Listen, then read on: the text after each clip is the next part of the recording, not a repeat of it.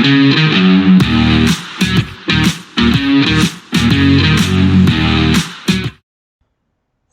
welcome back to the SuperCoach channel. In this video we're going to review round 2 of the 2024 NRL season, and in particular our SuperCoach team. So a much better week. I guess anything was going to be better than the first week. As you can see, I scored 1,091, which got me inside the top 10% for the round, outside the top 10k for the round. So obviously there's quite a lot of people playing early in the season, but a jump of 90,000 in rank between first and second round. And overall, I've pretty much halved my rank. So from being outside the top 100k, we're on the edge of the top 50k. So if we can keep halving our rank over the next few weeks, we'll sort of get ourselves into a good spot. So I think that's the goal. But if we have a look at the team and how they went, so Harry Grant, obviously better than week 1 with a 61. That's perfectly fine from Harry. We'll cop anything over 60. Levi, is consistent with a 39. I didn't see his minutes. I'll be honest, I didn't see a lot of footy on the weekend. Life just got in the way a bit. But, still playing that 60 minutes, so that's okay. But obviously there's like a clear option that has popped up in the hooker spot, so something we need to consider. Reuben Cotter bounced back with a 70, so I guess we thought, he played 66 minutes, you can see there in the comment. And I guess, that's what we can probably expect most weeks when they're not blowing out teams, which, the Cowboys, I think there'll be a few games they'll win comfortably, but there'll definitely be quite a few battles in the next few weeks. Terrell May was our one trade in for the week, and a great trade in that proved to be 69 points. Again, I didn't see his minutes, but I know they were pretty good. 57. So even then, scoring at 1.2 ppm is hectic. And, we locked him in knowing that we wanted to sort of manoeuvre in other positions this week. Sam Hughes and Liam Henry both ticking along, averaging 30 and 35 respectively. And I think we can continue to expect that in the short term. So, they'll make a bit of cash, and, when we need to, we can sub them in. Although I guess with the Roosters and the Cowboys, they do have a good run to start the season. Our second row, so Viliami Kikau, again, glimpses of brilliance, how that try got taken away because Braden Trindle was hiding behind the ref, so he didn't have to try and tackle kick out. I have no idea. But I guess, when things aren't going your way, those sort of calls seem to go against you. So, not one to panic on by any stretch. Just been unlucky, I think, in the first 2 weeks. But got the Titans this week. I expect the Dogs to bounce back. Piakura with a 48, so I guess, that's more what we would expect from him. So he won't make a lot of cash this week. But after that low score, the 4 points I think it was, will roll out of his average, and, he'll bounce back. So, and his cash will start going up from there. So we're not panicking on Piakura. Josh Curran, this is what we were expecting, is even if he's coming off the bench, he can come on and from the start of the game if he needs to and play big minutes. And when he's playing those big minutes, he's working throughout as well. So 76, and that was in 58 minutes, so 1.3 ppm is hectic. This is why we held him from the start. Healing Lukey, so just unfortunately for him, got injured, high ankle sprain, so could be out for a few weeks. But there is a couple of options about who we bring in for him, so not the worst outcome for us, but obviously we would have loved for him to play the time and get the points on our bench. Morgan Smithies, consistent again with 49. Didn't see the minutes for that one. So played 80 minutes, which is pretty exciting going forward. If you can play 80 minutes, and the whispers about Horsburgh playing at lock in the front row, come true. We could have an 80-minute lock for under 350k, and that would be insane. Joe Chan bounced back as well, so 59. Don't know if there was any attacking stats in that. Have a bit of a quick look now. So try assists, nice. 27 tackles. So I guess more minutes means more workload as well, which was nice. Only one missed tackle as opposed to nine against Penrith. That's probably the difference maker there. One penalty conceded, so pretty good showing. And I guess considering this is only what his third game in the grade, um, you just got to be patient with these younger picks. The halves, so Nico Hines was our captain, and 75 is probably fair. Massive break even this week, but we're not stressing that. We've brought him in for his scoring ability. And based on how the Tigers look this week, he could be filling up. So no need to panic on Hines. Similar with Cleary, scoring a 73, bouncing back. Panthers do have this tough run at the start, but he can score against everyone. So we're not going to panic trade out on Cleary at this stage. Dylan Brown with a 65, so another solid return from him. Um, against Penrith, you'll get a 65 from your half. You're cheering, and they're back at Combank this week, so hopefully, he'll kick on. Kyle Flanagan, obviously the Dragons weren't as good yesterday as what they were in week one against the Titans. So maybe it was a case of the Titans making them look good as opposed to the Dragons making themselves look good, perhaps. Either that or it was just one of those games where the Dolphins got on top and just got all the momentum. I didn't see the game, just saw the scoreline and a few of the Supercoach points and went from there. RTS with the 75, so I think that's what we were hoping from him on a fairly regular basis. Any attacking stats, I'll try assist in amongst that, so maybe a line break assist as well, or a full line break. Nice, but you can see the tackle bust, you can see the runs, so no need to panic on RTS. The tries and assists will keep coming, and I think he's a very much a cut price sort of keeper option for our team. Salmon with a 36, so still a nice, relatively low break even. Played 54 minutes. I think he played all in the middle, so I think this is more of an indication of what he can do. But 26 tackles, eight. Yeah, so just all base. Absolutely no sort of attacking stats whatsoever. No penalties or demerits against him either, which is nice. But maybe that's the level we're looking at, and if so, it'll be a slow burn for Salmon. Ben Travojevic with a 33, so obviously he's not going to score a try every week, but I'd imagine this would be about his floor. So he played 80 minutes. Let's see, so there was a try contribution as well, just a few missed tackles, which is eight's actually a lot of missed tackles. So maybe I don't know how well Schuster went on the weekend, but maybe his place isn't as locked down as we thought it was. But Ethan Strange bounced back, so people panic or rage trading Ethan Strange. Got what they deserved. 61 points. From all reports, he was man of the match. Obviously, Supercoach doesn't always reflect that, but scoring a try, contributing to another. What else we got? Tackle breaks as well, which is awesome. So more work rate, which is fantastic, and obviously that'll just get better as he gets more experience at the grade. Hutchison with a 32, so this is the one we might be a little bit stressed about. Um, in saying that, I don't know if there's too many clear and obvious replacements at his price point and positioning. Obviously, if you've got him in the halves, it's a tricky one. But again, they play the Titans this week, so I'm inclined to hold.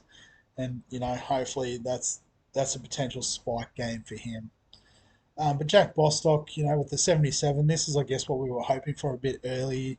Is a nice upside game, get a bit of cash generation going, lift that average up. Probably chasing a couple of them before we look to trade out. So no need to trade him this week just because he's on the buy. He will make money in round four. So, you should have enough cover for Bostock this week. And Tua Picky, another good game from him with 51. It's a little note saying. Um, yeah, so I guess if you don't have him, you wouldn't trade him in because CNK is not far away, surely. But if you've got him, hold him, get as much cash as you can out of him, and then potentially hold if you think CNK is a chance of re-injuring. But I think, yeah, you can offload him at that point. Kalen Ponga, so I guess one, maybe a few people looking to trade out after another lowish game, 45 points. Um, Definitely one I am considering, but I guess, there is some options on the table. And Ryan Pappenhausen with a 132. So this is why we brought him into the team. He offers that 250k less than Ponga, but offers that similar upside.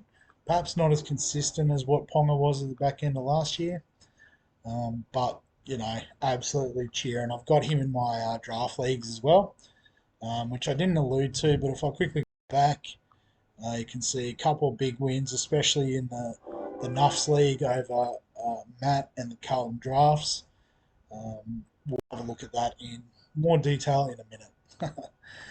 First, we will have a look at the Classics matchup. So, I guess a clean sweep for me, which was pretty nice. And I think even in the overall league, if we scroll through, I didn't see anyone score higher than 1091. So a little personal victory for myself there this week. So elevated from wherever I was up to 19th. So nice little movement there for this week. Top team is Milk Mangs. I'm pretty sure that wasn't the case last week. So let's have a look at how Luke went. So VC'd Hines and went with Ponga, so that's a little bit stiff. But it's got Max Kingshaw. Lane was good. May was, I guess, relatively quiet, but 53 at a base is really nice. Had Robson and Holmes. Obviously, didn't repeat their heroics from week one. Kai Pierce Paul, I think he played all 80 minutes, so that's a good sign going forward. Has Tedesco, though. It's a really nice option at fullback. Turning up this week. Who else? So I guess these guys are all the same as me, so we don't need to stress about them. Has Galvin already, which is a nice sort of option at 5'8". Um, Probably not too much different to our team other than those ones I mentioned. Fantastic. So if we have a look at the other, game day. So I had Rosita in the first head-to-head league and got up by about 60. Um, so Rosita had Tom Hazelton, who looks really good on the field, just doesn't seem to translate to SuperCoach. But 26 points for him was all right. Zach Labert was a bit flat this week, so we talked about that was every chance of happening. Tupanua actually pretty solid in SuperCoach format. I have him in fantasy and was a bit underwhelming again. Has Pappenhausen, which is good. Had Lussick on the bench, which is probably unfortunate. Would have maybe pumped up towards a win, particularly in place of, I guess maybe not Tuapiki, but Labour, Tuapiki into the centre wing. That would have been enough, I think, to get Rosita over the line. So a bit stiff when you look at some of the other games to get over 1,000 and not get the head-to-head win. So just have a look at any other sort of close games or big results. So another high-scoring one there with Milk Mangs and what happened there? It's gone. Won't let me look at Serenity now. So Appy Coruscant with an 82, that's nice. Luke Brooks with an 80, so gone the pod at 5/8 option. He wouldn't be in too many teams, would he? Surely. 18%, fair enough. There you go. More popular than I give him credit for, Brooksy. Going well. Having the hammer as well was really nice. So 94. I thought he would have had more than that considering he got a hat trick, but that's all right. We'll take that if you've got him. Oh no, a lot of the same. Very cool.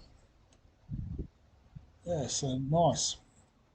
So go back to matchups. So in the second league, beat the Shermanators by about 80.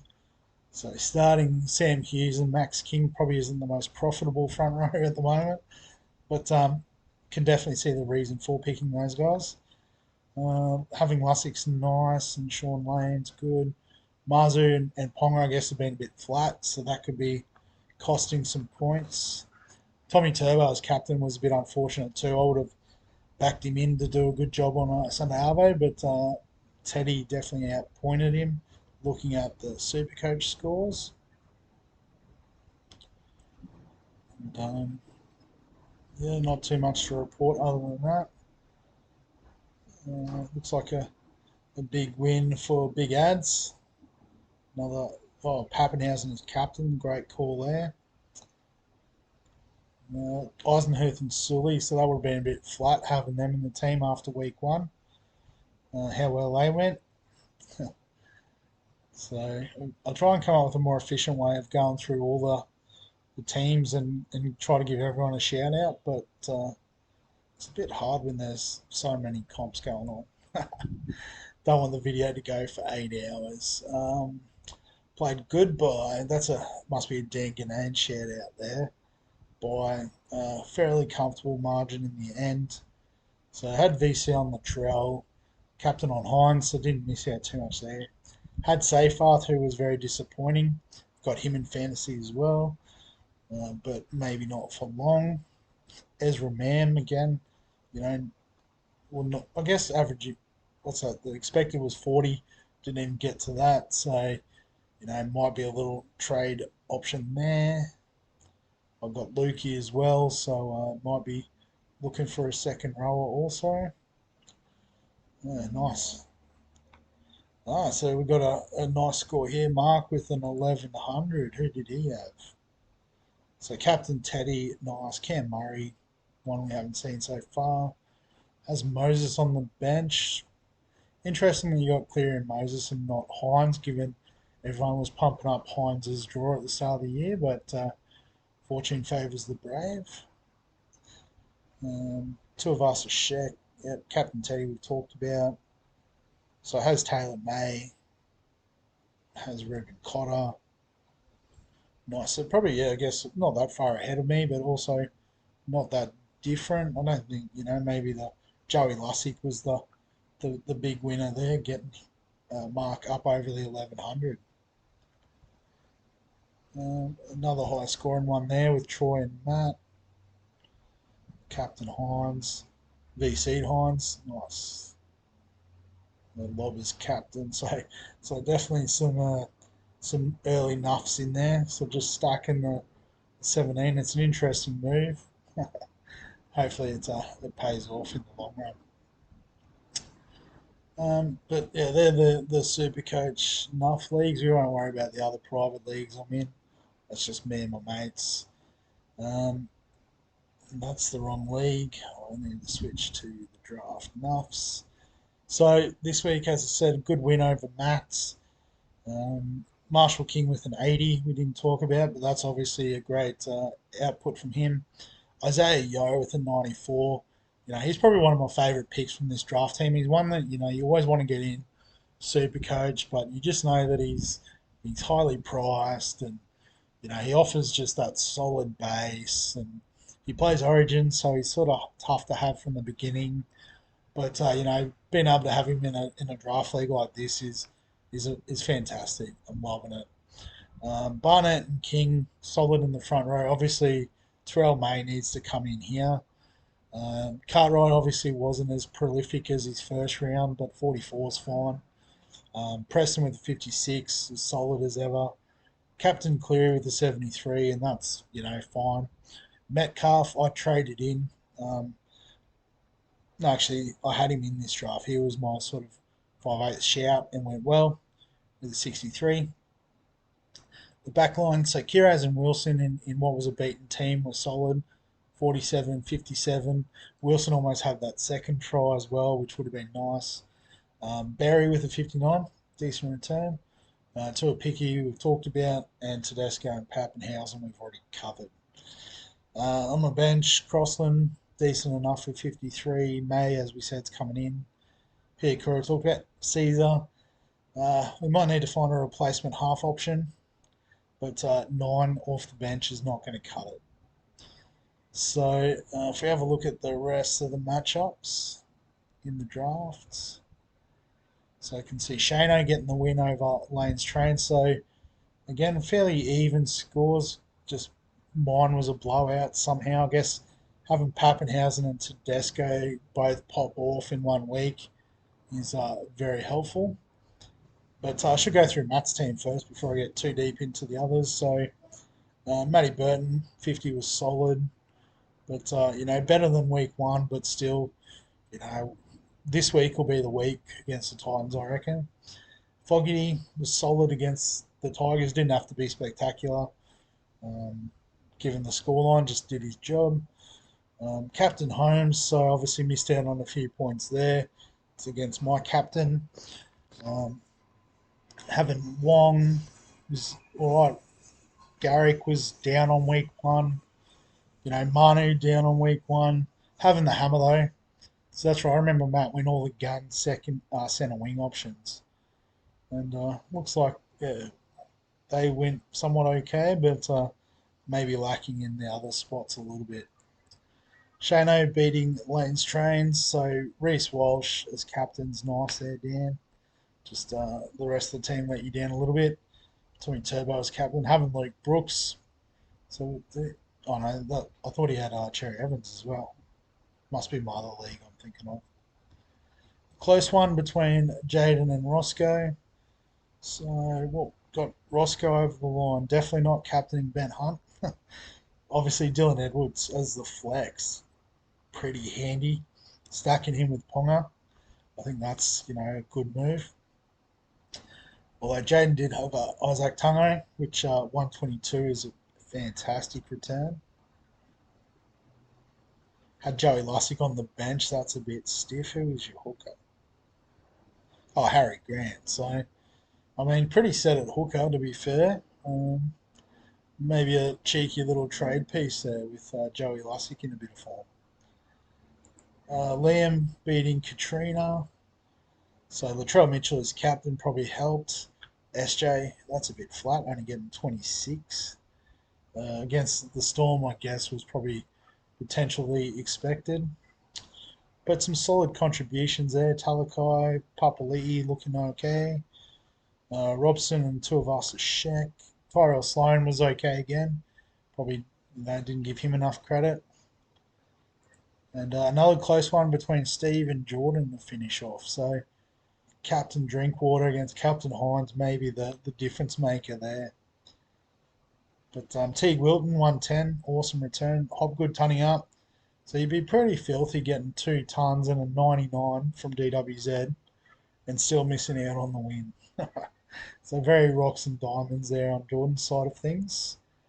And for Steve, again, no real standard. Oh, Hoskins turned up as well. That helps. But yeah, some solid contributions from Eli Katoa, Kula. I guess, that might have been the sort of difference in the end. Awesome. So that's week 1 of the draft done. I just realised with Classic, should have had a quick look at the league tables. So Griffin Meme at the top, I like that. That's a good name. 2 wins, along with Canberra Milk, Timmy's Caddy. There's a few, I suppose it is only week 2. But 6 undefeated in the first league. We found myself on top of the table in League 2. I don't remember winning last week, but there you go. And Big Gazza on top in the third league. Four undefeated teams so far. So how many undefeated in 5? So fairly close sort of leagues. It's not 10 and 10, 2 wins, 2 losses sort of thing. Lots of people getting amongst it, which is good to see. Someone's trying to call me. I'll get back to you. Alright, but I guess just some initial thoughts. This video's gone on too long. I've just realised I'll I'll streamline the process with all the leagues and the draft and stuff like that. But I think probably if we look at the break evens is where most people are going this week. The two clear and obvious trading targets are Hoskins and Lussick. Um, I think there's a little question mark around Hosking around what happens when Elliot Whitehead comes back. But if you're averaging 100 points per game in Supercoach format, suggests that you're doing some things right on the field. So even though it's Whitehead's last year, and I'm pretty sure he's actually the club captain this year, you know, is he going to come off the bench? Like, has Hosking done enough? Or do we just go for a short term cash grab? Joey Lussick, again, we've got Levi who's doing okay, but I think Lussick has better job security. I guess I always worry with Levi that you've got Wolford just sitting there in the wings waiting to pounce. Um, and I guess as well, Lussick looks like he's getting better minutes. It could even be the case that he played almost 80 against Penrith last week. Brad Arthur might just say, "Yep, you've earned it. Here's your 80-minute spot, and we'll run four forwards on the bench." Won't know until tomorrow, but I guess definitely something to keep an eye on. I guess if I quickly go back to my team, some of the other watch list guys. So I've still got Taylor May, Kai Pearce Paul on the watch list. Xavier Savage is one that's come into contention, at his cheapish price, but I think we've got bigger issues in our team to fix. And I think with Lukey's injury, the other obvious one this week is Fini Fuiaki. So, um, at 292k, and if he's starting, I think he's got an okay break even this week. So if we can't get him this week, we can definitely jump on next week. But he's firmly on the watch list. And then after that, we don't need to panic on any of these guys because obviously the Dolphins are on the bye. The Tigers have got another game before their prices start to change in round four to have a look. But, Avarillo went okay with the 63. Galvin was fairly good with a 49. Bottom dollar, we'll take that. Finu, so I think he was the reason why Seyfarth didn't get back on the field. From the report I saw, he was really good and basically just made the coach's decision easy to keep him on. So he's one we're definitely watching again next week. Max Plath on the buy, but probably Galvin at his cheaper price is just ahead. Again, it depends how he goes in week two. And Far Tape, originally I thought 21 in 80 minutes is pretty ordinary, but sounds like Stafford Toll is going to miss some time. So he might have a bit more job security. So if we just need a bottom dollar placeholder to get out of, say, a Hutchinson next week, we can't afford to go up to an Avarillo or something like that, then, he may be our ticket to that upgrade somewhere else. But yeah, in terms of the trades, I think a lot of people will be looking at something like Lukey to Hoskins, Levi to Lussick. And obviously, if you need the cash, in which case I do, we do have a trade boost, which I'm okay with using. I saved a trade last week to try and, have an extra trade down the track, but knowing that I could potentially use 6 trades in the next 2 weeks to pick up these cash cows that are going to jump in price, and or get out of the players we don't want. So there is a couple of options here. Obviously, we've talked about Fini Fuiaki, so we could bring him in, but it would probably be at the expense of, say, a Viliami Kickout, which I think he's just being unfortunate, and I think he could go all right against the Titans this week. Um, So that's one move is kick out. I should actually do the move so you can see that it works. So Finn Fuaki. So obviously still got a bit of cash. The second option that I'm tossing up is Ponga is going to leak a bit of money, so we can get out of him. And if I just get rid of this, so we can't quite afford Latrell, which is unfortunate, but we can afford Tedesco. So At 700k, he actually offers, he's almost the same sort of price as Pappenhausen, and we haven't really talked about his value. He's averaging 86 and a half. So I think, we could do this, and that would free up the money to basically upgrade Lussick, or sorry, upgrade Levi to Lussick, and these guys will jump up in cash a bit quicker than the options that we currently already have. So even, if Hosking is expected to uh, go up, I'll just get Hosking. So they're predicting 100 and 13,000 based at a 77.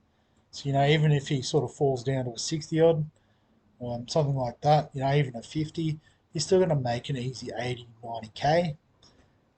Get him up to 600, and even when Whitehead does come back, it just makes that next move that bit easier. So I'm not going to lock these trades in yet. It's all just sort of initial thoughts. We'll wait for team lists to come out tomorrow. We'll do the tops, chops, traps, and slaps video again this week to have a look at our options. And then obviously on Thursday, we'll go in and have a look at what we're doing. But yeah, we'll wrap up the video there. Apologies for the length. I will work on sharpening it up. If you've got any suggestions around what you like to see or what you don't want to see, let me know in the comment section below this video, alongside anything else you've got for me. Obviously, if you enjoy the SuperCoach content, remember to give the videos a like. If you enjoy all of the content, remember to subscribe to the channel. We did just tick over 320 on the weekend, so another 10 in the bank over the last few days. So thanks for everyone who is getting on board. And other than that, we'll catch you in the next one.